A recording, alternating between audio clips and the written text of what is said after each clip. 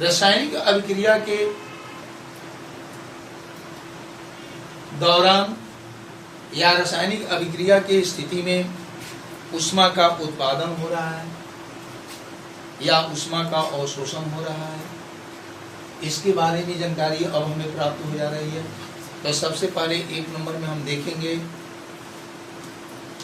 कि अभिकारक और प्रतिफल, अभिकारक एवं प्रतिफल की भौतिक अवस्था की जानकारी हमें अब समीकरण से कैसे प्राप्त होगी।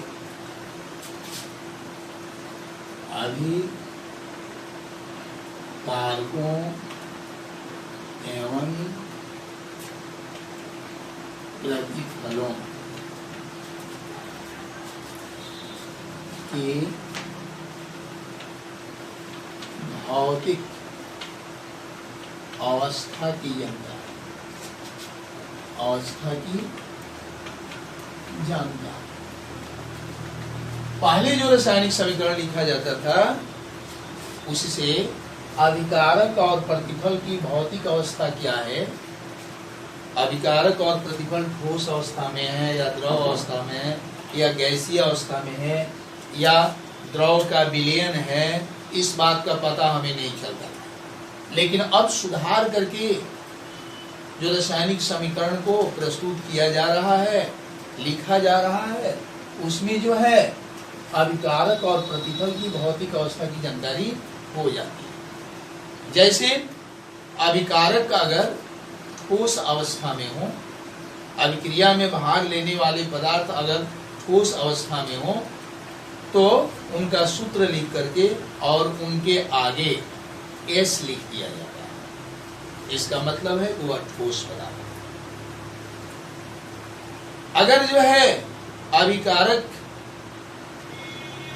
यानी अभिक्रिया में भाग लेने वाला पदार्थ द्रव अवस्था में है तो अभिकारक का सूत्र लिख करके और उसके आगे कोष्ठ में L लिख दिया जाता है। L का मतलब लिक्विड होगा, यानी अभिकारक जो है द्रव अवस्था में। अगर अभिकारक यानी अभिक्रिया में भाग लेने वाले पदार्थ गैसीय अवस्था में हो तो उन पदार्थों का सूत्र लिख करके और उसके आगे G लिख दिया जाता है। यानी उसके लिए संकेत S लिखा जाता है, द्रव के लिए संकेत L लिखा जाता है, गैस के लिए संकेत G लिखा जाता है और जलीय विलयन, जलीय विलयन अगर अभिकारक या प्रतिफल, अभिकारक या प्रतिफल अगर जलीय विलयन हो तो उसका सूत्र लिख करके उसके सामने AQ लिख दिया जाता है। अभिकारक या प्रतिफल अगर गैस अवस्था में हो तो उसका सूत्र लिख करके उसके आगे कोष्ठ में बंद करके G लिख दिया जाता है।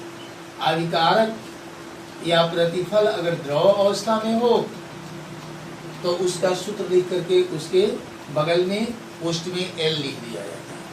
अगर ठोस अवस्था में हो अभिकारक या प्रतिफल तो उसके सूत्र लिख करके बगल में S लिख दिया जाता है। जैसे CaCO3 कैल्शियम कार्बोनेट, यह जो है ठोस अवस्था में पाया जाता है तो इसके सामने हम S लिखते हैं।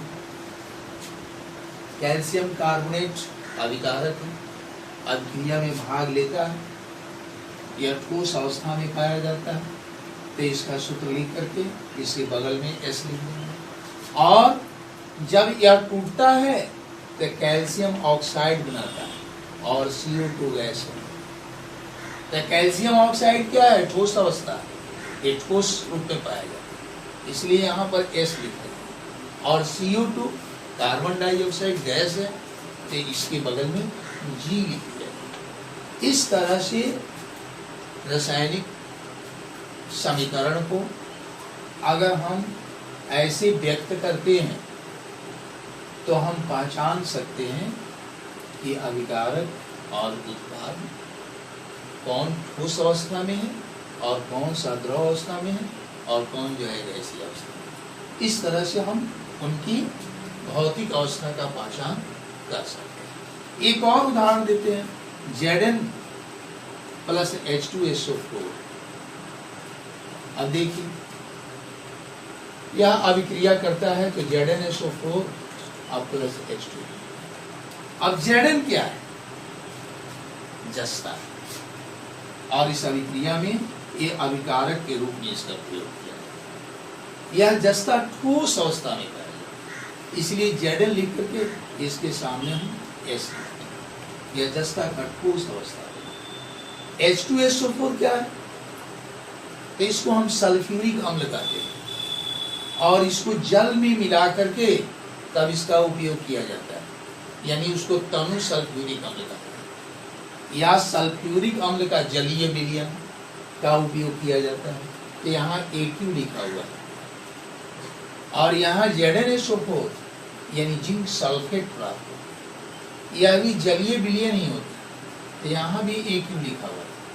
और H2 हाइड्रोजन या गैस होता है, इसलिए यहाँ G, यानी अब जो है रासायनिक समीकरण को इस तरह से सुधार करके लिखा जाता है, और सुधार करके लिखने से अभिकारक और प्रतिफल के भौतिक अवस्था के बारे में स्पष्ट जानकारी हमें प्राप्त हो जाती है। चलिए, इसके बाद हम दूसरा नंबर देखते हैं। अब देखो दूसरा, ऊष्माक्षेपी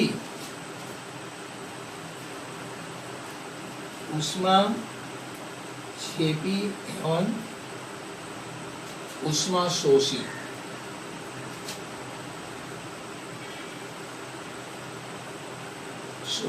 अभिक्रियाओं की जानकारी।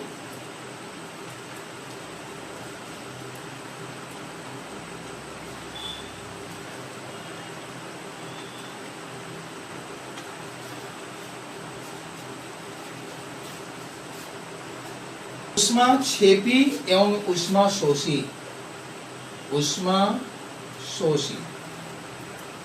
अभिक्रियाओं की जानकारी हमें रासायनिक समीकरण से कैसे प्राप्त हो जाता है, इसके बारे में हम जानेंगे।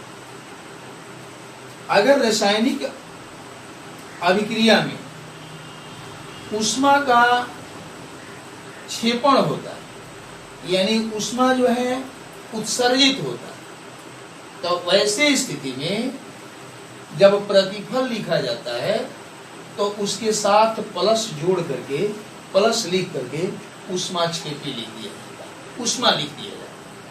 तो इससे साबित होता है कि इस रासायनिक अभिक्रिया में ऊष्मा उत्पन्न हुआ है, यानी ऊष्मा का उत्सर्जन हुआ है। जैसे C+O2, यानी कार्बन जब ऑक्सीजन से संयोग करता है तो कार्बन डाइऑक्साइड गैस प्राप्त होता है, और कार्बन डाइऑक्साइड गैस जब प्राप्त होता है तो ऊष्मा भी उत्सर्जित होता है। तो यहाँ प्लस का हम चिन्ह दे करके ऊष्मा लिखते हैं। इस समीकरण को देखते ही यह पता चल जाता है कि यह रासायनिक अभिक्रिया में ऊष्मा का क्षेपण होता है, यानी ऊष्मा उत्सर्जित होता है। उसी तरह से एक और उदाहरण ले सकते हैं, N2+O2, यानी नाइट्रोजन और ऑक्सीजन, ये दोनों रासायनिक अभिक्रिया करते हैं तो नाइट्रोजन ऑक्साइड बनाते हैं, यानी PaO। इसमें जो है ऊष्मा का अवशोषण होता है। तो यहाँ यानी अभिकारक के साथ प्लस लिख करके ऊष्मा और तब 2N लिखते। तो इसका मतलब हो गया कि ऊष्मा का अवशोषण, यानी जिस रासायनिक अभिक्रिया में ऊष्मा का अवशोषण होता है उसमें तीर के निशान के बाएं तरफ, अभिक्रिया के चिन्ह के बाएं तरफ प्लस का चिन्ह देकर के ऊष्मा लिख दिया जाता है। और जिससे रासायनिक अभिक्रिया में ऊष्मा उत्पन्न होता है, ऊष्मा उत्सर्जित होता है, तो यह जानकारी देने के लिए उत्पाद जहां लिखा जाता है, प्रतिफल जहां लिखा जाता है, उसके साथ प्लस का चिन्ह देकर के ऊष्मा लिखते हैं। यानी प्रतिफल के साथ अगर प्लस देकर के ऊष्मा लिखा गया हो तो हम समझ जाएंगे कि इस रासायनिक अभिक्रिया में जो है ऊष्मा उत्सर्जित होता है। अगर अभिकारक के साथ, अभिकारकों के साथ अगर प्लस करके ऊष्मा लिखा होगा तब हम समझ जाएंगे कि इस रासायनिक अभिक्रिया में ऊष्मा का अवशोषण है, यानी यह ऊष्मा शोषी अभिक्रिया। इस तरह से हम समीकरण को देख करके बता सकते हैं कि कौन सा अभिक्रिया ऊष्मा क्षेपी है और कौन सा अभिक्रिया ऊष्मा शोषी है। चलिए हम आगे अब देखते हैं। तीसरा नंबर में हम देखेंगे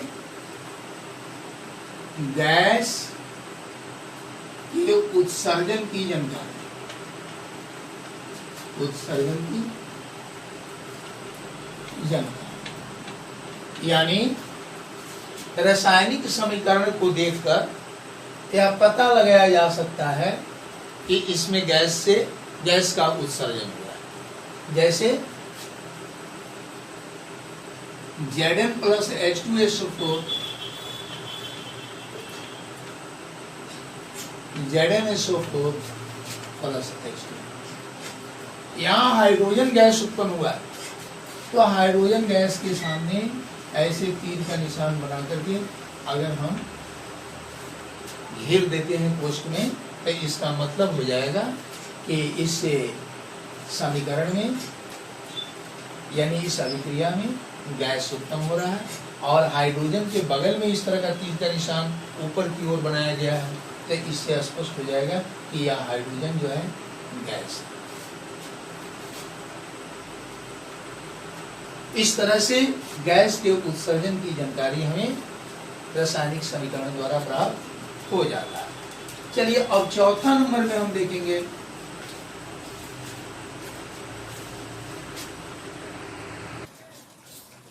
चौथा स्थिति है अवक्षेप के बारे में जानकारी प्राप्त। अवक्षेप के बारे में